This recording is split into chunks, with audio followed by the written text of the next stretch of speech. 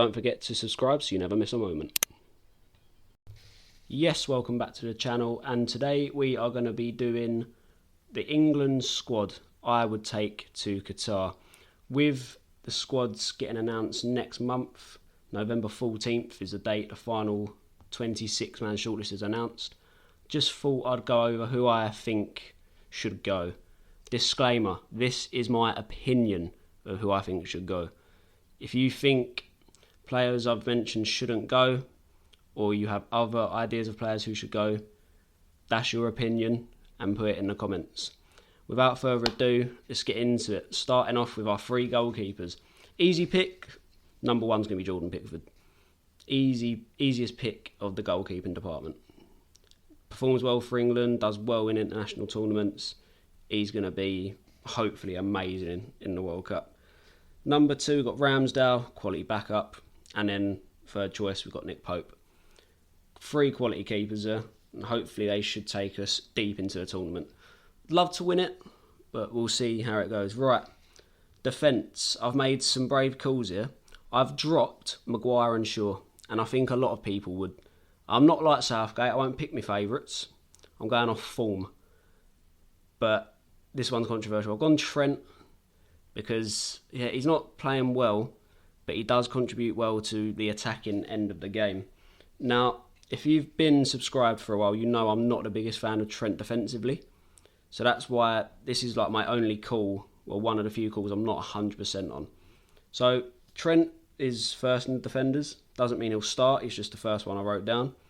I've then got Kyle Walker, again like Pickford, always shows up for England, does well in tournaments. Can play centre-back or right-back if needed. So yeah, he's on the plane. Got Kieran Trippier, does well for England. Reece James, does well for England. Now the centre-backs, I've made two brave calls here. Gone Connor Cody and Eric Dyer. Both playing really well at the moment, and I've got a thing about Connor Cody. I think he's one of the most underrated English centre-backs. And then my other two centre-backs are John Stones and Fikayo Tomori. Our only left-back in the list is Ben Chilwell. But we've seen Trippier can play left-back, so if he gets injured, then we can't panic. We can just put Trippier out there. All right, moving on to the midfield. Gone Jude Bellingham, just solid player. 2 years younger than me. That's depressing. But yep, quality player, deserves to go in that midfield. Declan Rice, solid performer for club and country. Phillips does well for England. People weren't a fan of him being picked for the Euros, but he proved he's cemented his position there in the England camp. Phil Foden, easy call, isn't it? Phil Foden is on fire this season. James Maddison is my next one. I just think he shines in that Leicester team, and he deserves a chance to play for his country. He can offer a lot more than people think he can. I've then gone Mason Mount.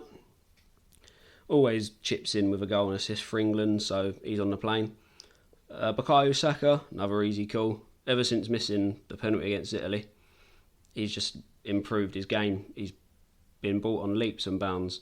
So yeah, he should go. And then I've gone Jack Grealish. Yeah, he hasn't had the best season, didn't have the best last season. But when he does come on for England, the game does change. And I really do hope Southgate goes more attacking this time, because we've got the talent. Well, Southgate, just play attacking football, please. Just please, mate. Just play attacking football. And then the forward line, there is two bold calls here. But I couldn't really think of two other forwards. So, easy start, we've got Harry Kane. He's going to score goals now. I don't think he'll win the Golden Boot. Brave call. But yeah, he starts for us any day of the week. Gone Raheem Sterling, another first name on the team sheet. Jadon Sancho, I think, deserves to go. Because, I'm not going to lie, when we've played, we've looked a bit flat. And we need that player who's got a spark, who's not afraid to run at defenders, and that is Jadon Sancho. Yeah, we've got that in Saka, but I think Sancho is a bit more attackingly better than Saka. I've then gone Ivan Toney. Now, I do believe Ivan Toney is a good hold-up player. And I don't know, with maybe 20 minutes to go against Iran or something, you need someone to terrorise lower-level centre-backs. You're whacking Ivan Toney. I even think he could terrorise a top defender. Because he's tall, he's rangy, he's quick.